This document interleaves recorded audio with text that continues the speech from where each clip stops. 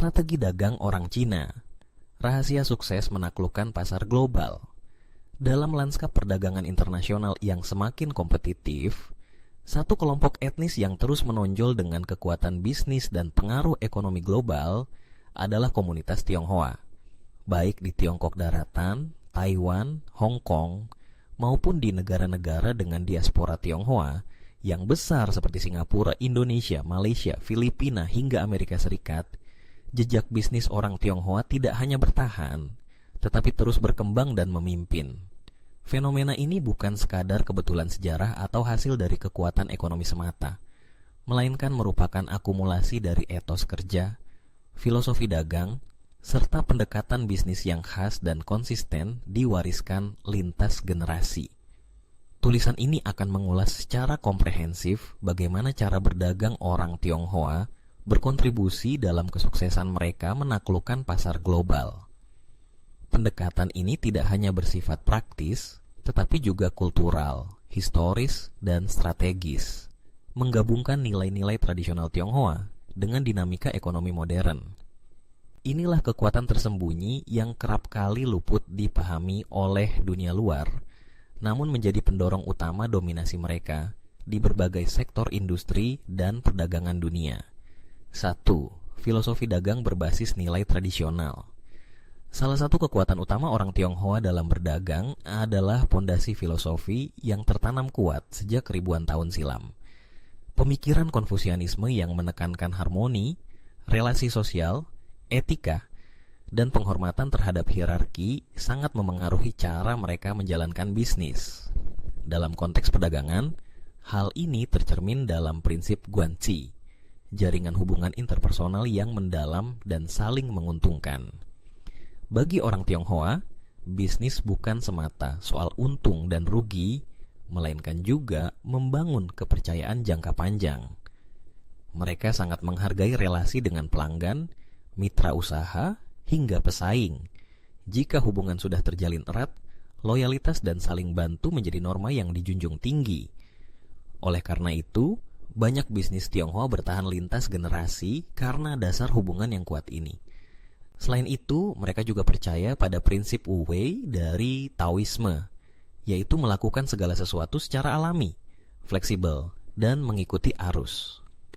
Dalam praktik dagang, prinsip ini diterjemahkan sebagai kemampuan adaptif luar biasa. Kapan harus agresif, kapan harus menunggu, kapan harus mengalah untuk menang di kemudian hari. 2. Etos kerja keluarga. Kekuatan dari dalam. Unit dasar bisnis Tionghoa adalah keluarga. Sejak usia muda, anak-anak sudah dibiasakan membantu usaha orang tua. Toko kelontong kecil, warung, atau restoran keluarga menjadi sekolah bisnis yang membentuk keterampilan praktis, berkomunikasi dengan pelanggan, mengelola stok barang, hingga negosiasi harga. Budaya ini menanamkan pemahaman tentang kerja keras, ketekunan, dan pentingnya keberlangsungan usaha. Model bisnis keluarga juga menciptakan struktur biaya yang efisien. Banyak usaha Tionghoa tidak mengandalkan tenaga kerja luar karena anggota keluarga turut serta tanpa imbalan langsung. Dengan struktur ini, mereka bisa bersaing dari sisi harga tanpa mengorbankan margin keuntungan secara signifikan. Lebih jauh lagi, loyalitas keluarga menjamin kelangsungan bisnis lintas generasi. Anak-anak bukan hanya pewaris, tetapi juga pelanjut visi dagang keluarga, bahkan membawa usaha ke jenjang yang lebih tinggi, termasuk ekspansi ke pasar internasional. 3. Adaptasi lokal yang cermat.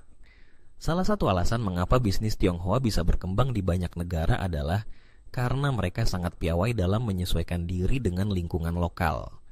Mereka belajar bahasa lokal, memahami budaya setempat, dan menyesuaikan produk maupun layanan agar sesuai dengan selera pasar.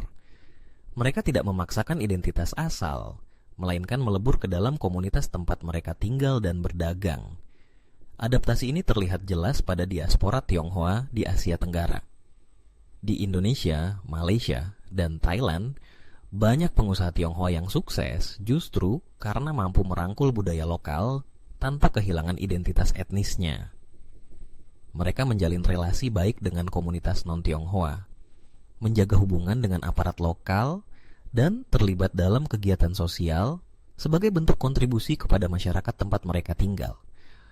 Strategi ini menjadikan mereka diterima luas sebagai bagian dari masyarakat, bukan sebagai entitas asing yang eksklusif. Hal ini membuka banyak peluang bisnis, termasuk akses pada sumber daya, jaringan lokal, dan perlindungan sosial yang memperkuat posisi usaha mereka. 4. Strategi harga dan efisiensi operasional. Di pasar global, orang Tionghoa dikenal sebagai pedagang ulung yang mampu menawarkan harga kompetitif tanpa mengorbankan kualitas secara drastis. Ini bukan karena mereka menekan harga semata, tetapi karena memiliki sistem logistik dan rantai pasok yang sangat efisien. Mereka menguasai seluruh rantai nilai, dari produksi, distribusi, hingga retail.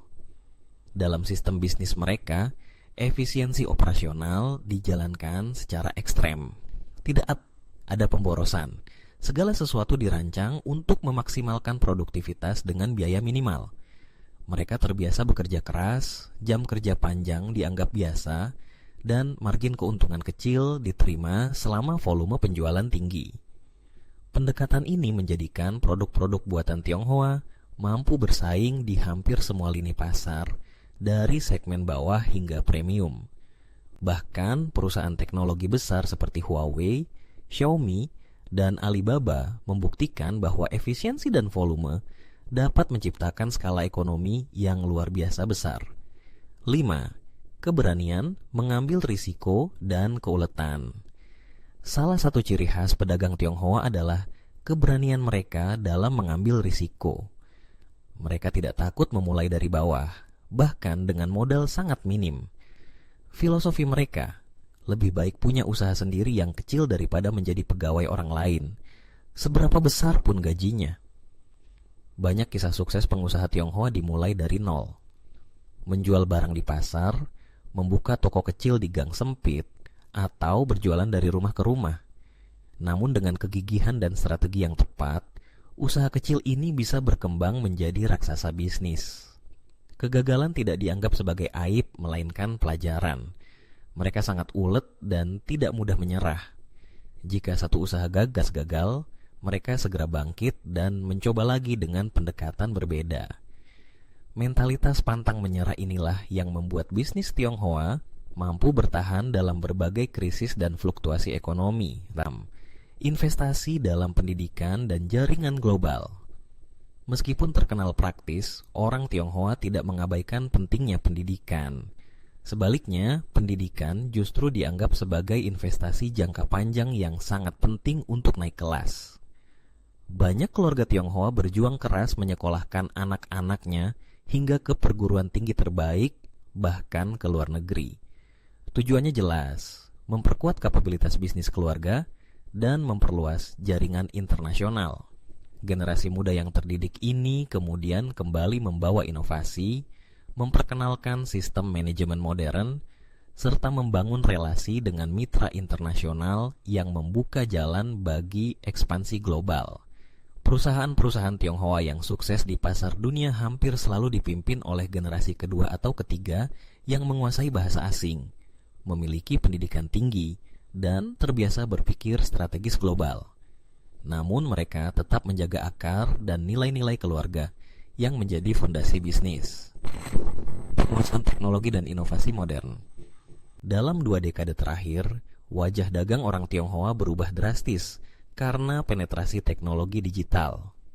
Dari sistem pembayaran elektronik seperti Alipay dan WeChat Pay, hingga logistik digital seperti Cainiao dan JD.com, mereka telah melampaui banyak negara lain dalam transformasi digital.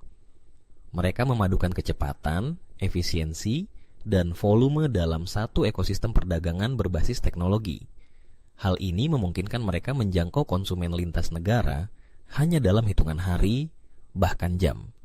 Inovasi ini bukan hanya diterapkan di Tiongkok, tetapi juga diadopsi oleh komunitas Tionghoa di negara lain. Mereka cepat belajar dan menerapkan teknologi baru dalam operasional bisnis, dari pemasaran digital, manajemen inventory otomatis, hingga pemanfaatan big data untuk menganalisis tren pasar. 8. Strategi ekspansi bertahap dan cerdas. Alih-alih langsung menyerbu pasar besar, pedagang Tionghoa kerap memulai dari wilayah yang dianggap pinggiran atau kurang kompetitif. Mereka mempelajari karakteristik pasar, membangun basis pelanggan setia, lalu secara bertahap memperluas jangkauan ke pasar yang lebih besar dan menantang. Strategi ini sangat terlihat dalam ekspansi perusahaan seperti Haier, Lenovo, dan TikTok. Mereka tidak langsung menargetkan Amerika Serikat atau Eropa, tetapi memulai dari pasar Asia, Afrika, dan Amerika Latin. Setelah sistem dan produk mereka matang, barulah mereka masuk ke pasar barat dengan strategi yang lebih terukur.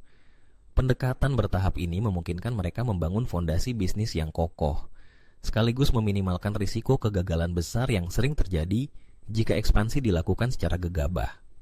9. Moralitas dagang. Jujur tapi pintar. Stereotip negatif terhadap pedagang Tionghoa kerap mengaburkan kenyataan bahwa banyak di antara mereka menjalankan bisnis dengan prinsip moral tinggi, jujur, hemat, dan tidak mencolok. Mereka sangat menghargai reputasi, karena reputasi adalah modal utama dalam jangka panjang. Namun mereka juga pintar dan cermat. Negosiasi adalah seni yang dikuasai dengan sangat baik. Mereka tahu kapan harus memberi diskon, kapan harus bertahan, dan bagaimana membuat konsumen merasa menang tanpa merugikan diri sendiri.